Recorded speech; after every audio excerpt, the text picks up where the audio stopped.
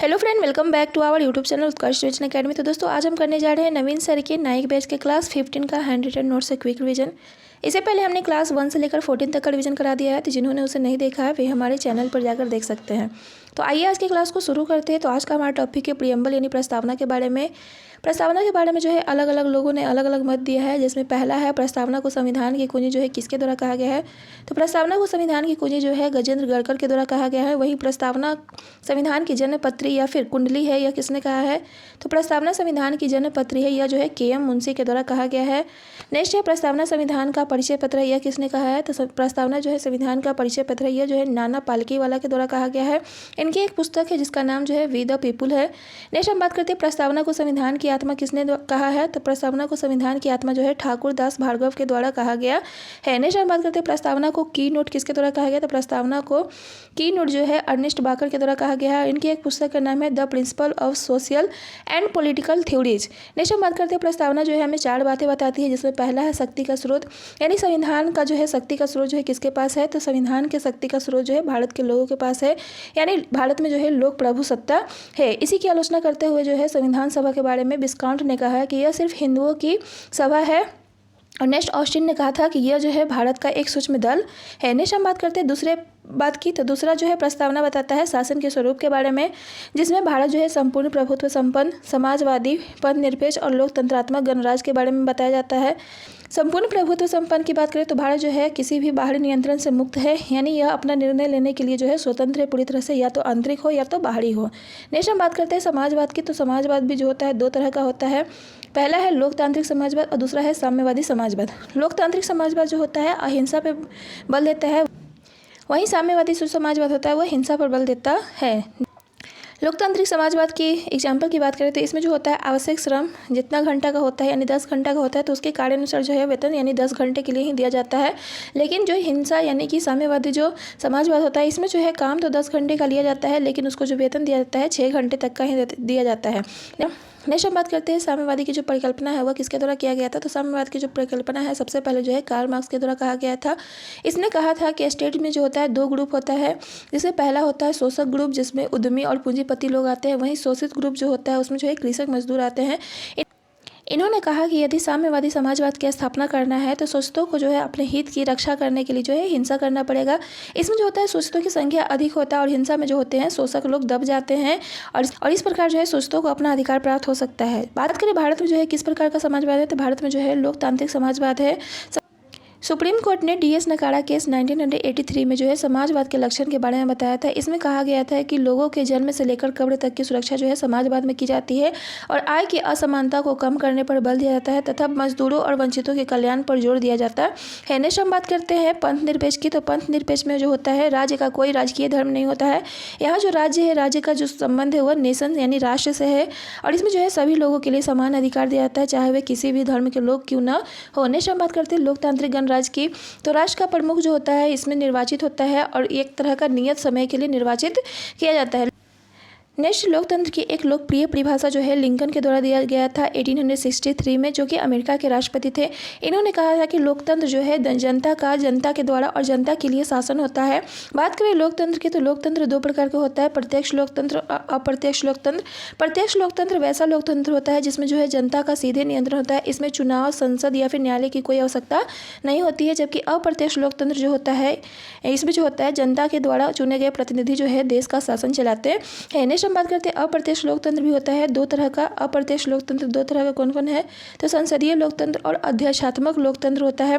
संसदीय लोकतंत्र की बात करें तो इसमें जो है कार्यपालिका के सदस्य जो होते हैं विधायिका के सदस्य होते हैं, जबकि अध्यक्षात्मक लोकतंत्र जो है कार्यपालिका के सदस्य विधायिका के सदस्य नहीं होते हैं। नेक्स्ट हम बात करते हैं संसदीय लोकतंत्र में जो होती है दोहरी कार्यपालिका होती है, एक केंद्र स्तर पर और दूसरा राज्य स्तर पर, जबकि अध्यक्षात्मक लोकतंत्र में जो होता है एक हरी कार्यपालिका होता है। नेक्स्ट हम बात करते हैं संसदीय लोकतंत्र में जो होता है कार्यपालिका विधायिका के प्रति उत्तरदायी होता है, लेकिन अध्यक्षात्मक लोकतंत्र में जो होता है कार्यपालिका विधायिका के प्रति उत्तरदायी नहीं होता है।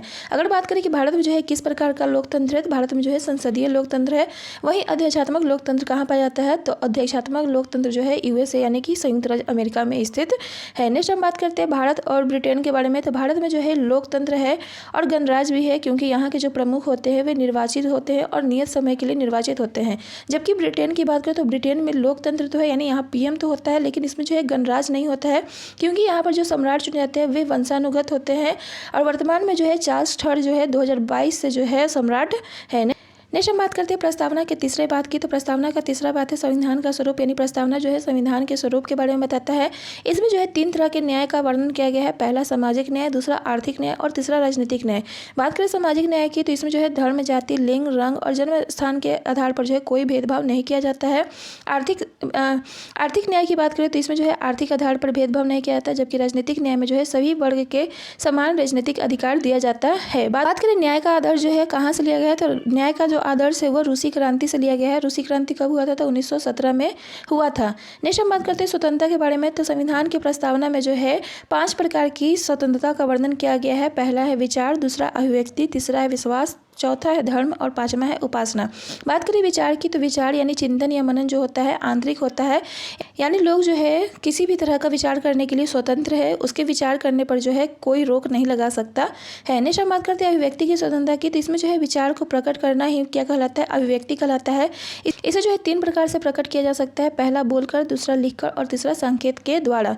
नेक्स्ट हम बात करते हैं विश्वास की स्वतंत्रता की, यानी कि किसी विचारधारा को मानने के लिए स्वतंत्र है, या तो वह शास्त्रों में विश्वास रख सकता है या फिर विज्ञान में विश्वास रख सकता है। इस पे उसका अधिकार है, वह किसी भी तरह के विचारधारा को मान सकता है। नेक्स्ट हम बात करते हैं धर्म की। तो धर्म में जो है सैद्धांतिक रूप से कोई धर्म अपनाने के लिए स्वतंत्र है व्यक्ति। और उपासना की स्वतंत्रता की बात करें तो धर्म को व्यवहार में लाने के लिए वह पूरी तरह से स्वतंत्र है। नेक्स्ट हम बात करते हैं आगे समानता या समता की। तो संविधान की प्रस्तावना में जो है 2 तरह के समता या समानता की बात की गई है। पहला है प्रतिष्ठा की समानता और दूसरा है अवसर की समानता।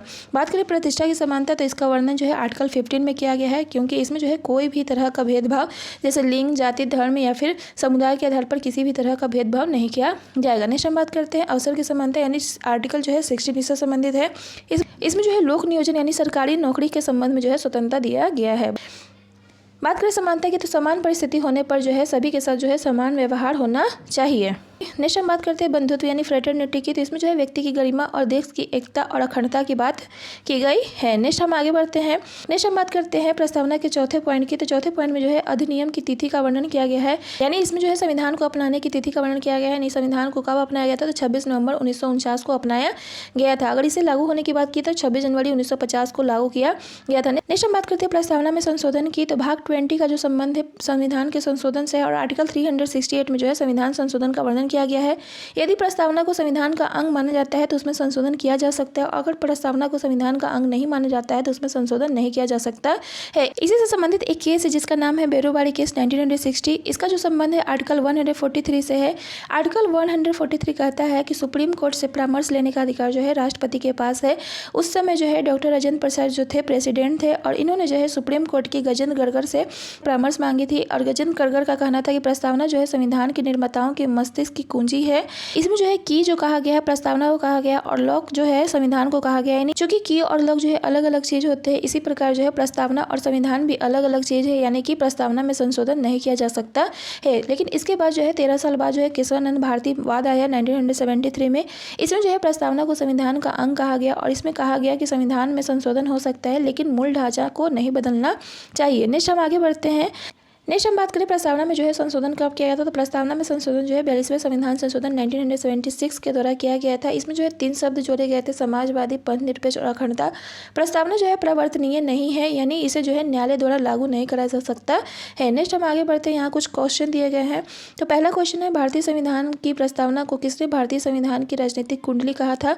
तो प्रस्तावना को भारतीय संविधान की राजनीतिक कुंडली जो है कन्हैया लाल मानिकलाल मुंशी के द्वारा कहा गया था। नेक्स्ट क्वेश्चन है हमारी प्रस्तावना में निम्नलिखित में से कौन सा शब्द इसका अर्थ है कि व्यवहार में हम एक ही प्रकार के सदस्य हैं। तो प्रस्तावना में एक शब्द है बंधुत्व, जिसका अर्थ है कि हम व्यवहार में एक ही परिवार के सदस्य हैं। नेक्स्ट क्वेश्चन है भारतीय संविधान की प्रस्तावना यानी उद्देशिका में कौन सा शब्द यह दर्शाता है कि भारत किसी भी बाहरी नियंत्रण से मुक्त है। तो भारत की प्रस्तावना में जो है एक शब्द है संपूर्ण प्रभुत्व संपन्न। यह दर्शाता है कि भारत जो है किसी भी प्रकार के मामले यानी आंतरिक हो या फिर बाहरी हो, दोनों में अपना निर्णय लेने के लिए जो है स्वतंत्र है। नेक्स्ट हम आगे बढ़ते हैं चौथे क्वेश्चन पे। तो क्वेश्चन है भारतीय संविधान की प्रस्तावना का स्रोत क्या है। तो भारतीय प्रस्तावना के स्रोत जो है अमेरिकी का संविधान है। बात करें प्रस्तावना की भाषा कहाँ से लिया गया, तो प्रस्तावना की भाषा जो है ऑस्ट्रेलिया से लिया गया है। वहीं प्रस्तावना का जो विचार जो है यूएसए से लिया गया है। नेक्स्ट क्वेश्चन है भारत के संविधान की प्रस्तावना के संबंध में निम्नलिखित कथनों में से कौन सा कथन जो है सही है। तो पहला कथन है प्रस्तावना में स्थिति की समानता और अवसर की समानता का उल्लेख किया गया है, तो यह कथन सही है। दूसरा कथन है अभिव्यक्ति राष्ट्र की एकता और अखंडता मूल प्रस्तावना में निहित नहीं थी, तो ये भी कथन सही है, यानी कि ऑप्शन जो है 1 और 2 जो है दोनों सही है। नेक्स्ट क्वेश्चन है संविधान की प्रस्तावना के अनुसार निम्नलिखित में से कौन सा शब्द क्रम सही है। तो इसका ऑप्शन जो है बी जो है सही है, यानी पहले संप्रभु, उसके बाद समाजवादी, पंथ निरपेक्ष, लोकतांत्रिक, गणराज्य सही है। नेक्स्ट हम आगे बढ़ते हैं 7वें क्वेश्चन पे। तो निम्नलिखित में से कौन सा शब्द जो है हमारे संविधान की प्रस्तावना में नहीं लिखा गया था। हमारे संविधान की प्रस्तावना में जो है साम्यवादी शब्द का उल्लेख नहीं किया गया है। नेक्स्ट आगे बढ़ते हैं निम्नलिखित में कौन सा भारतीय संविधान की प्रस्तावना का हिस्सा नहीं है। तो भारतीय संविधान की प्रस्तावना का जो हिस्सा जो है संघवाद नहीं है। इसके अलावा जो है समाजवाद, लोकतांत्रिक और पंथ निरपेक्ष जो है भारतीय संविधान की प्रस्तावना का हिस्सा है। नेक्स्ट हम आगे बढ़ते हैं संविधान की प्रस्तावना की कानूनी या फिर वैधानिक प्रकृति क्या है। तो संविधान की प्रस्तावना की कानूनी प्रकृति यही है कि यह जो है प्रवर्तनीय नहीं है, इन्हें ऐसे जो है सर्वोच्च न्यायालय के द्वारा जो है लागू नहीं कराया जा सकता है। नेक्स्ट आगे बढ़ते हैं 10वें क्वेश्चन पे। तो भारतीय संविधान के किस संशोधन द्वारा जो है प्रस्तावना में समाजवादी और धर्मनिरपेक्ष शब्द जोड़े गए हैं। संविधान के जो है 42वें संविधान संशोधन 1976 के द्वारा जो है समाजवादी धर्मनिरपेक्ष शब्द जोड़े गए हैं। नेक्स्ट क्वेश्चन है भारतीय संविधान की प्रस्तावना में जो है कब संशोधन किया गया था। तो संविधान की प्रस्तावना में जो है सबसे पहली बार जो है 1976 में जो है संशोधन किया गया था। नेक्स्ट क्वेश्चन है प्रस्तावना के संबंध में निम्नलिखित कथनों में से कौन सा कथन सही नहीं है। तो पहला कथन जो है प्रस्तावना के मूल रूप में पंथ निरपेक्ष, लोकतंत्रात्मक, गणराज्य शब्द नहीं थे, तो यह कथन सही है। दूसरा है प्रस्तावना में भारत के संविधान की मूल संरचना नहीं थे, तो यह भी कथन सही है। तीसरा है प्रस्तावना अपने आप किसी न्यायालय में प्रवर्तनीय नहीं है, तो यह भी कथन सही है। लेकिन चौथे ऑप्शन जो है उच्चतम न्यायालय ने अभी निर्धारित किया है कि जहाँ भाषा अस्पष्ट है वहाँ संविधान के विधिक निर्वचन में सहायक रूप से प्रस्तावना का विचार नहीं किया जा सकता है, तो यह कथन गलत है। नेक्स्ट हम आगे बढ़ते हैं 13वें क्वेश्चन पे। तो निम्नलिखित में से किस मामले में भारत के सर्वोच्च न्यायालय ने माना कि प्रस्तावना संविधान का हिस्सा नहीं है। तो इसका आंसर होगा बेरूबाड़ी संघ मामला, क्योंकि इसमें जो है कहा गया था कि प्रस्तावना और संविधान जो है दो अलग अलग चीज़ें हैं। प्रस्तावना जो है संविधान की कुंजी कहा गया था। इसके पहले एक और केस आया था मदन गोपाल केस 1957 में, इसमें भी कहा गया था प्रस्तावना जो है प्रवर्तनीय नहीं है, यानी इसे जो है सर्वोच्च न्यायालय के द्वारा लागू नहीं कराया जा सकता है। नेक्स्ट हम आगे बात करते हैं 14वें क्वेश्चन की। तो इसमें जो है कहा गया है 1973 के किस मामले में सुप्रीम कोर्ट ने अपने पिछले फैसले को दुरुस्त किया और कहा कि प्रस्तावना संविधान का एक हिस्सा है। तो केशवानंद भारती बनाम केरल राज्य 1973 में कहा गया कि प्रस्तावना जो है संविधान का हिस्सा है। नेक्स्ट क्वेश्चन है भारत के सर्वोच्च न्यायालय ने किस मामले में परिकल्पना की है कि प्रस्तावना संविधान निर्माताओं के दिमाग की कुंजी है। तो बेरूबाड़ी मामला में कहा गया कि प्रस्तावना जो है संविधान निर्माताओं के दिमाग की कुंजी है। नेक्स्ट हम आगे बढ़ते हैं निम्नलिखित में से किसने जो है भारत की संविधान सभा को भारत के सूक्ष्म दल कहा है। तो ग्रैनविल ऑस्टिन के द्वारा जो है भारतीय संविधान सभा को जो है भारत के सूक्ष्म दल की संज्ञा दी है। नेक्स्ट है 1832 में समाजवाद शब्द पहली बार जो है एक फ्रांसीसी पत्रिका में छपा था, जिसकी नाम क्या था। तो 1832 में जो है सबसे पहले समाजवाद शब्द फ्रांसीसी पत्रिका में छपा था, जिसका नाम जो था ले ग्लोब था। नेक्स्ट क्वेश्चन है भारतीय लोकतंत्र प्रणाली है। तो भारत का जो लोकतंत्रीय प्रणाली है वह जो है प्रकृति में बहुदलीय है और क्या है, संसदीय है। नेक्स्ट क्वेश्चन है भारतीय संविधान के न्याय के आदर्श जो है किस देश से उधार लिए गए हैं। तो भारतीय संविधान के न्याय के आदर्श जो है यूएसएसआर से उधार लिए गए हैं।